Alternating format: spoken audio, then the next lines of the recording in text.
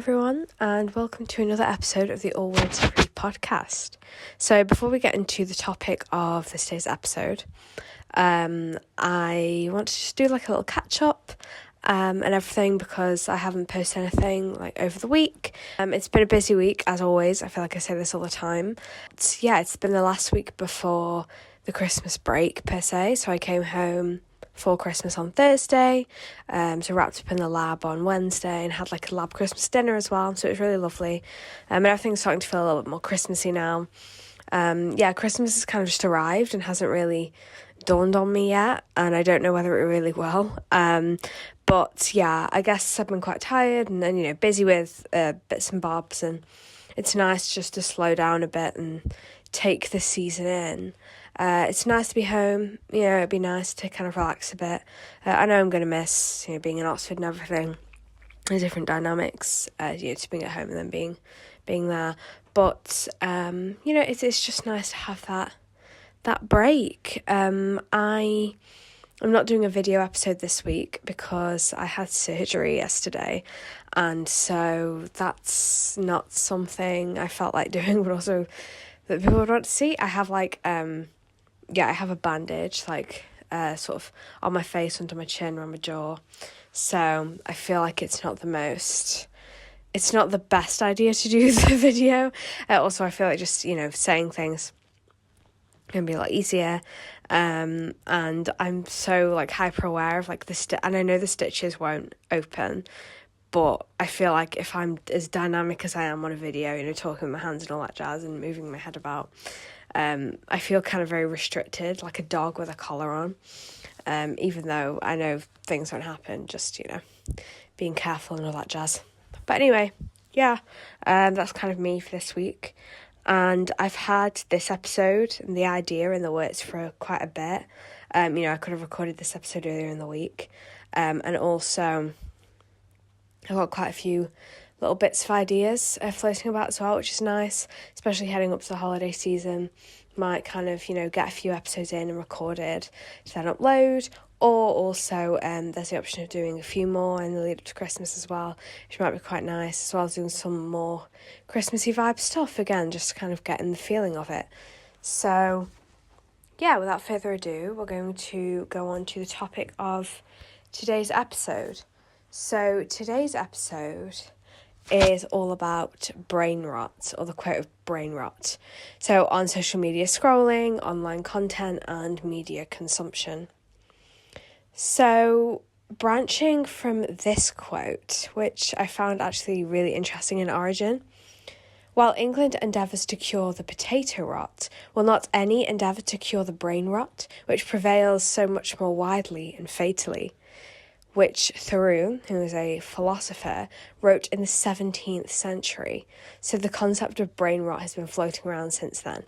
And of course, the meaning of the word has changed and has developed over time, especially since social media and the internet wasn't around then. But I think it's just kind of quite interesting, this concept of starving the brain or setting the brain in this kind of suspended state, not challenging the brain, not stimulating the brain, right? That concept has been around for a long time. And so it's interesting how this has developed over time. And so, like I say, today I'm going to be focusing on the more modern concept of brain rot, scrolling and not giving the brain anything to work with per se. It's not stimulating in that kind of intellectual working way where everything is passive.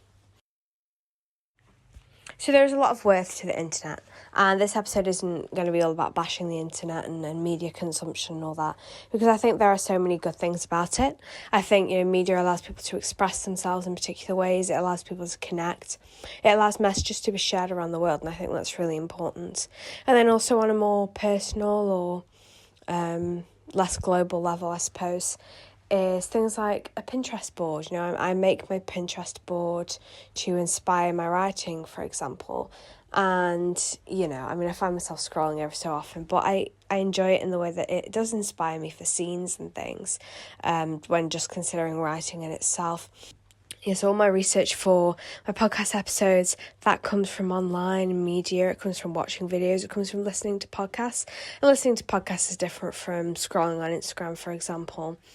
But there's still that level of media consumption. And, seeing something on Instagram may inspire you to research something, and then you go down a rabbit hole, or you may find something and send something to a friend, and then that's a social connection. And so I think there is such value in it. And I think it's the balance between using these platforms for their best purpose and overusing it to the point of a sort of numbness, which is what I'm going to come on to. And it's interesting, I think, when did scrolling become such a phenomenon, Like, even throughout my lifetime, there has been a huge rise in the prevalence of internet culture, especially now with more and more short-form content. It's tricky to escape the pull, even if you just wanted to check something on Instagram. I found it several times where I've opened my phone and I completely forgot why I went on, but a notification has come through, and then I end up looking into something and completely forgetting my original purpose on unlocking my phone in the first place. Or you think, I'm not really sure what to do, or you're kind of floating in this kind of state of, I just want to do something. Pick up your phone, open Instagram, and then you're scrolling for a bit, and you're like, oh wait, gosh. Now, I've never spent I have, to be fair. So when I was younger, I'd be like hours and hours, and I'd be like reading Wattpad or watching YouTube or whatever. And now I don't tend to, if I'm scrolling, it's going to be for about 10 minutes. But to me, even 10 minutes feels like, oh my God, I've wasted time, what I could have been doing in that time. And that's just me and my kind of anxious personality. But it's still that pull, the pull is still there. And there is that momentary joy and kind of calmness in losing yourself in a scroll, in a meme, in a sending something to a friend and reading the comments. And maybe it's that escapism in part is why it pulls you in so much. And that kind of links the idea of brain rot in the way that if you're escaping, then you're not thinking of your day-to-day, you're not thinking on the things that tend to worry you, or the reality of life and what you have to do and things that are going on. And so it's not brain rot in that traditional kind of idea of or concept of what brain rot is, in the way that it's kind of, not feeding the brain and therefore useless, but rather a way of stepping outside of your general worries and your day-to-day thoughts, and allowing you to kind of suspend yourself in something other than thoughtfulness, allowing you to suspend yourself in consumption and placidity. And so in a way you can see why social media is so addictive.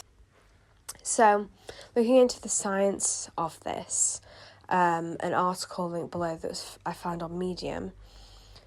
Let's see what happens when we scroll. We get a big dopamine release, which gives us pleasure, making us feel happy.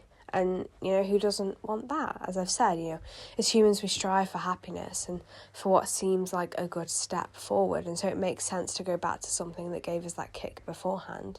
If you felt really happy when you saw, or, you found a meme or whatever really funny, or even you found something online and you found it really supportive or validating, it's going to draw you back to that because you want to relive that feeling of happiness or validation. And whether it feels the same every time is uncertain. The more and more we scroll, particularly if we are feeling low or affected by a more negative image or comment on social media, the more we'll continue to look until we feel that same spike in joy, even if it takes hours.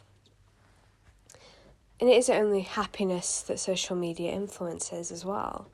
Stimulating a feeling of stress, the combination of these two feelings is what keeps us scrolling on. So while we may be feeling uplifted by a lot of content and getting these dopamine spikes, we're also promoting this kind of quite stressed and anxious mindset. It's that idea of searching for something to give you that spike, and that stimulates that adrenaline, and again, that's what keeps us coming back. Human attention spans as well have likewise suffered from this phenomenon, as we know. So children who have never had a world without a constant media slow, which is Gen Alpha beneath mind, so I'm Gen Z, are the most vulnerable to this, affecting performance in school and impacting social connections in reality. So while making social connections online is an amazing thing, and it really is, I think it's a great way to keep in contact with people, from your past, but also to meet new people. People have formed communities online when they don't really have anyone around in real life, and I think that's really an important thing to remember.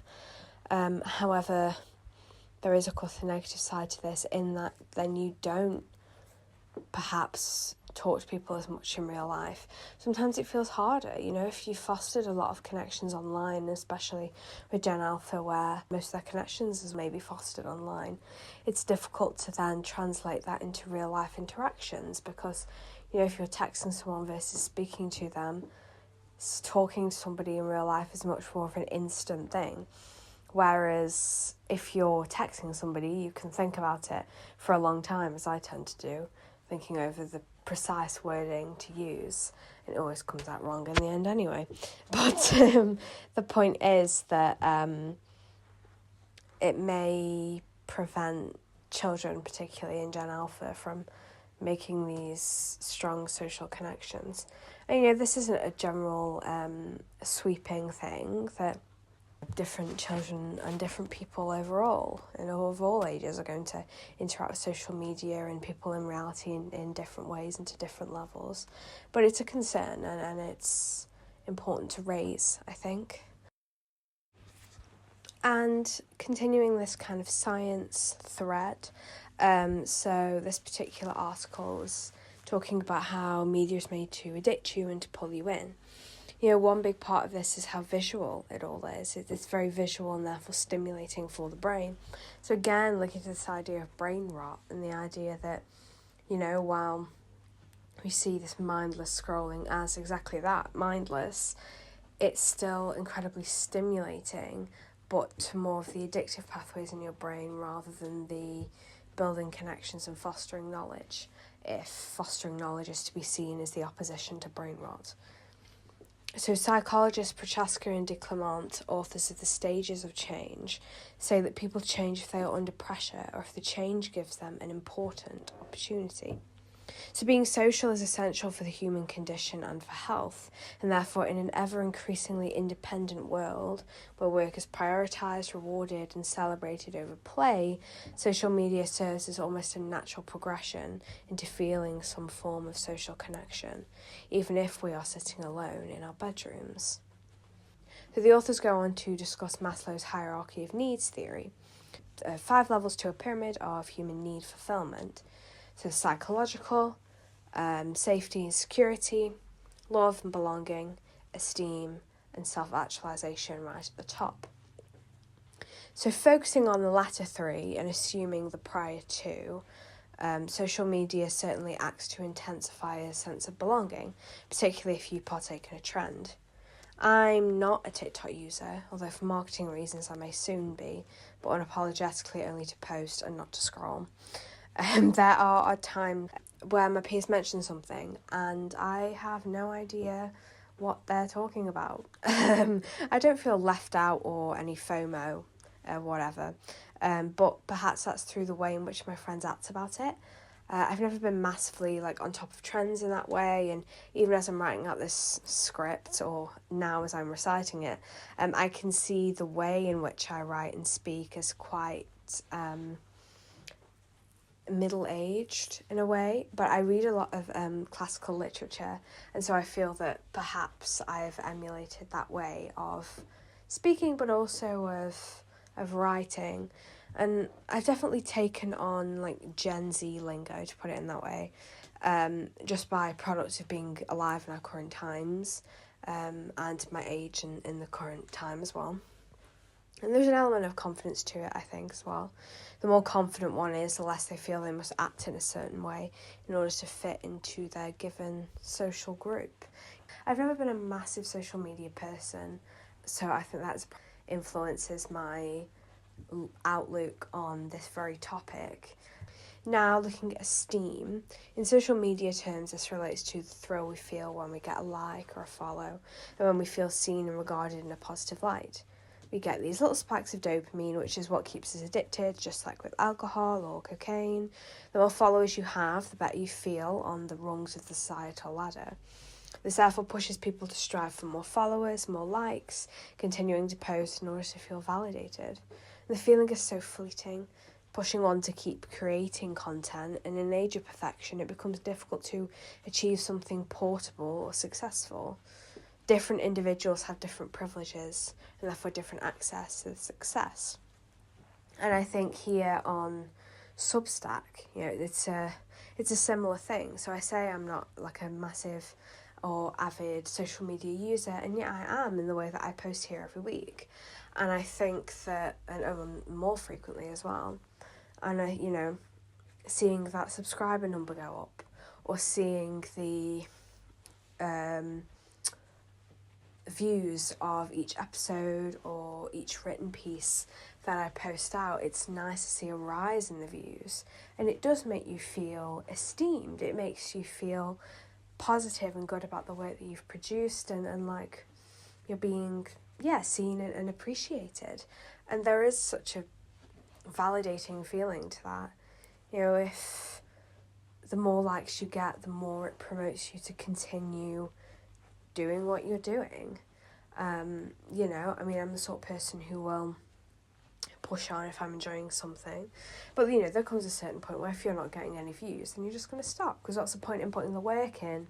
Or one may think that what's the point in putting the work in when nobody's looking at it? And so this comes in all realms of life, not just social media. If you're working at a company and you don't feel that you're being valued, then you may be driven to quit or try something else. And it's interesting how all these layers cross over. And again, linking to the Thoreau quote from the 17th century, the concept of mental stimulation has been around for forever, right? I mean, it's an inherent human need, and especially the social aspect of that. And so, one doesn't have to read books or study at university or do anything like that in order to be mentally stimulated, in order to build a society and social connections. Social connections are just as stimulating and just as important to this concept of brain rot. That I think brain rot, as a concept, is tied up also within being on your own, of scrolling independently, sat alone. The word has come to symbolise that kind of, it's brain rot, right? It's kind of an active process in the way that you're losing mental faculties, almost, is how it's been depicted. But I also think that it's just that idea of being, as I've said, very passive, and that therefore does include you being isolated. And so I think, to combat brain rot per se, is also that idea of talking to people and socialising. The antithesis to brain rot doesn't have to be studying and reading and whatever. It can just as equally be going out with friends and chatting about the day or how you're feeling or anything like that. It doesn't have to be studious. It can be likewise relaxing. And I think that's the thing. So social media scrolling is associated with free time. It's associated with relaxation and non-work time, to put in quotation marks. But I think that, while that may be the case, I've always been very micro-focused on things being productive. And in my mind, scrolling on social media doesn't feel productive. Not social media itself as an entity. As I've already mentioned, social media can be very valuable and in fact inspire things for, things like writing from my perspective, but also social connections, charity, etc. So it's not social media itself that is responsible for brain rot, but rather the way in which it is used. And scrolling on social media is seen as a very passive thing, as a very non-productive thing. And as I've said, I've always been this big stickler for something being productive. And therefore, I've always framed things like studying, whatever, as a productive pursuit. But going out with friends and whatever, it took a long time to see that as a productive thing. And I think it's only even in the last, few months or so that I've seen socialising and going out with friends on the same level of worth as work and studying and reading. And, I think it's a valuable thing, and some people may not have experienced this, but the feeling of feeling like you're wasting time feels so visceral to me. And I think, again, that's why I don't really scroll, because as soon as I stop I feel so guilty because it feels like I have wasted time.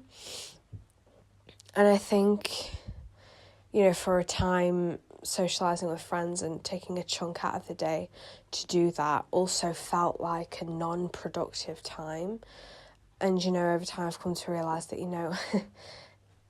talking to people and being with people is one of the ways in which I can be happy and feel like part of a group and accepted. I'm a very sentimental person, and I've been lonely for a lot of my life, really.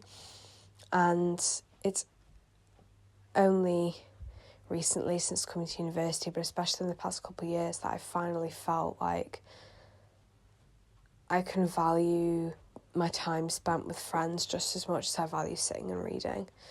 And even sitting and reading a book, like a fiction book, it felt like a non-productive activity because I wasn't producing anything, I was taking in things.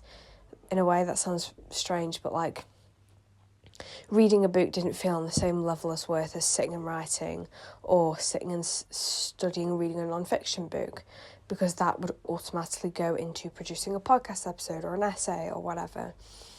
And so now I've come around to the fact that reading is just as valuable, and if not more. Reading, you're consuming information, you're gaining knowledge in that way. And if that's the way I have to frame it, that's the way I have to frame it.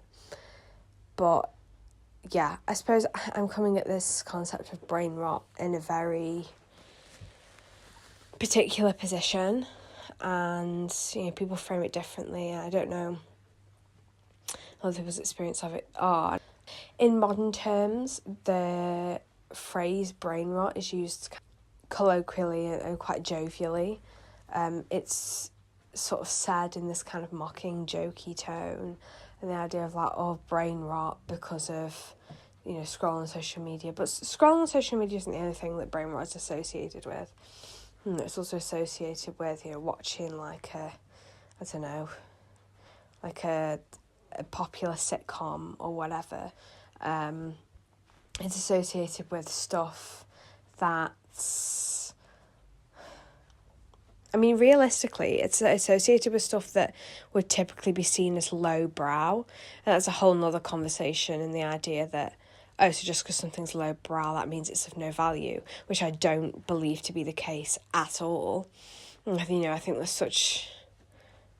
there's value in having something relatable. There's value in having a wider scope of things that are entertaining. And that's why the phrase of brain rot, I don't know whether I fully gel with it and what it represents and the variety of things that it can be applied to.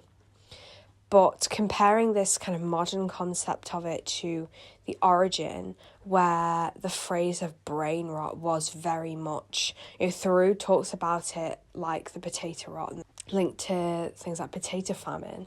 It was said of as a disease. It was said in a derogatory way. This is an academic who's talking about the population and saying that there's this brain rot because people aren't applying themselves to more academic endeavours. And so, while it was used in a very derogatory way then and used in a more jokey way now, there's still that layer of elitism to it. And, if people are using it in a derogatory way or in a brandishing way almost, saying that, you're doing brain rot and therefore I'm better than you, that's taking it to a new level. And again, while I think that today people it seems that it's more kind of, people say brain rot in a jokey way, and it's all very within your own group and even applying it to yourself. And so it's kind of reclaiming that term almost. I can't help but feel that in its origin, and therefore underneath the use of the word overall, there's this highbrow, lowbrow idea at play. Heading back to Maslow's hierarchy of needs theory, right at the top there is self-actualization. So essentially this means perceiving oneself, whether that be through your achievements, as is often the case on social media, or through your day-to-day emotions. For myself, self-actualization comes in the form of knowing what I want and who I am. And this has been a much more recent thing and developed over recent time. And of course, while I am still changing, in the past I have felt true to myself, but it's only now, and now that I feel completely relaxed and open socially, and that I know what I want in the future, that I feel that unshiftable confidence that comes alongside knowing oneself. Self-actualization is also all about presentation. On social media, we can project a certain image of ourselves, essentially curating a public image to make ourselves seem a certain way, or at least blurring out the imperfections. In this way, social media pigeonholes us into creating better selves, perhaps becoming dangerous for both the viewer and the creator. And this leads me on to influencer culture. So it seems that everyone wants to be an influencer now. Think about it. Making videos of yourself dancing to push out to millions of strangers is a really odd thing to do, and yet people seem to like it. There's a fun element of the human experience in there. Certain videos go viral because they're so relatable or funny to a mass of people. And there is a charm about social media in this way, that trends almost surface as a form of togetherness. But the other side of it can be dark and draining too. I've had periods when I've wanted to be the next big influencer. First it was YouTube, then Instagram. This appears to be the way for a lot of people in my generation. For our role models occupy these positions more and more, therefore biasing us towards these professions. The life is so glamorized, like that of the movie star, now taken over by the influencer, that it seems like the ideal place to be. And as I've said, I don't really doom scroll, as it's been coined. I've never been on Instagram or YouTube scrolling for hours and hours. And I do think I'm too neurotic in a way. I can't just sit and do nothing because it feels wrong. It makes me feel kind of itchy. And that's a whole problem in itself. But my point is that spending hours of the day just scrolling seems so foreign to me. And yet so many people, particularly in my generation, seem to do it. From birthday reminders on Facebook to the promotion of a business, social media is almost necessary nowadays to getting on in life, whether that be socially, shocking, or economically. And many have resorted to social media to grow their businesses or profile, with the most popular platforms in any realm of work needing to have at least one account to stay in touch with their customers. This also extends to friendships and social connections, as I've mentioned, which all humans need for the betterment of their health. It feels good to be seen and remembered, holding on to contacts from way back when. One study found that 54% of communication between two friends who infrequently communicate with each other otherwise occurs through Facebook birthday reminders. And I can't lie, sometimes when I'm told it's somebody's birthday, the psychology of which is interesting in itself, I may reach out to them. I remember what it was like when we knew each other better. For myself, this does not always extend very far, with only the odd person from sub 16 years old being on that list. But that's coming from someone who didn't really have any friends full stop, and long term not being in the picture on a day-to-day level. Sure, I'll contact people, and I would love to see people again, because I think I'm a very attached, sentimental, nostalgic person. But I'm much more of a face-to-face person too. The curiosity impulse describes the satisfaction we feel when we follow others and their activities online. We want to know what people we used to know or esteem are up to, even if we never speak to them again. Intriguingly though, it's not all brain rot. Social media has many good sides, and that includes some positive personality effects. For example, platforms allow young people in particular to develop wider social skills, making them better communicators out in the real world. Extroverts tend to fare better online. However, by partaking in social media, introverts find their group and tend to exhibit more openness in real-life social situations as a result. I know it seems antithetical, considering social media is highly linked to aggression and hate commenting, as an example. But it is worthy to remember the positive sides of all things. There is a lot of good in our modern media world. Still, I will talk about the bad.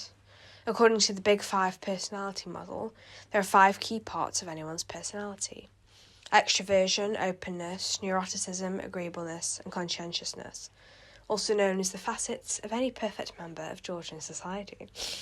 But besides that, certain personalities are liable to do well as influencers, having higher degrees of most of these traits. A consequence of this may be lack of validation for those who are more introverted or reserved, resulting in fewer followers, likes, and therefore a feeling of worthlessness in a society that values these things. And also, these people are then more at risk of being more closed off in general when they're already disadvantaged in a way by this in a society that values extroverts. Mental health has been a great concern regarding social media, and linking into the overall message of this episode, while this is not brain rot as we know it, it's brain harm, with people under the age of 25 being doubly at risk of suicide attempts if made victims of online bullying. It seems to be a dose effect. If social media is used a little, it can be an amazing thing. If we're left scrolling for hours and hours, however, we miss out on face-to-face social interaction, other activities that allow us to grow as a person. The internet has a massive impact on one's personality. One's surroundings, as we know well, are affected by both nature and nurture, the second of which is linked to culture and society. Growing up with social media versus being born in the age of social media, as well as one's age at the specific time of a given trend, has a huge impact. It's the same as with TV shows, films, and music. One's childhood, and therefore their outlook and personhood, is altered by what they consume. With brain rot, I do worry where all this is going to go. Are we destined for some kind of Black Mirror-esque zombie culture, or total reliance on a screen? I'm typing the script and recording this episode on a laptop, which contains most of my work and my hobbies, which would not have been the way for my parents and certainly not my grandparents. Technology is so ubiquitous that it is difficult to escape it, but I like, and I hope, that in using it for its best applications, we can gain some sense of balance in what we do. For convenience and for access, we must use technology. It is completely unavoidable. It is in making time to do non-technologically driven things that we can get some variation and better our health, like taking a walk or exercise classes, reading a book, or grabbing a coffee with friends. Social media is a great thing, and I truly believe that. We must use it well to gain its full advantage. Alright then, that is the end of today's episode. I've skirted over a lot of stuff, I feel, maybe. I did enjoy researching this one though, especially looking at the science papers and more scientific papers. I think I'm glad I wrote a script because I can feel like my brain's kind of like half in it. And I think that's just because I'm still recovering. I mean, I literally had my surgery yesterday, so I'm still recovering from that. But the grind never stops. So here we are. But no, I mean, I really enjoyed researching this episode, and I think, there's more kind of depth that I could go into. I've been finding that recently that maybe some of my videos are more surface level, and I started off like 50-minute videos or episodes, and now they're more like half an hour, but half an hour is more digestible perhaps, so wins and losses. But I do hope you've enjoyed this episode. Please let me know what you think. Let me know your thoughts below. Do you think brain rot can be valuable? What do you think brain rot is? What do you think the term means? And is it a positive, jokey thing, or do you think it's a bit more demeaning? But yeah, I do hope you've enjoyed this, and I will talk to you next time and you will hear me next time. I've got a few ideas in the works, so hoping to develop those and hoping to do some more collaboration episodes as well, because I think that's maybe where things shine a little more. I love doing these individual episodes because I like delving into things and discussing and doing all the research, but I also think it's nice to have stuff where you're talking to other people, because it perhaps brings stuff up that you wouldn't have thought about before. And having that conversational aspect allows more off-the-cuff discussion too, which I do love. So we will see where that goes. But hope you all have a wonderful rest of the week, and I will talk to you soon. Take care, and let's keep talking.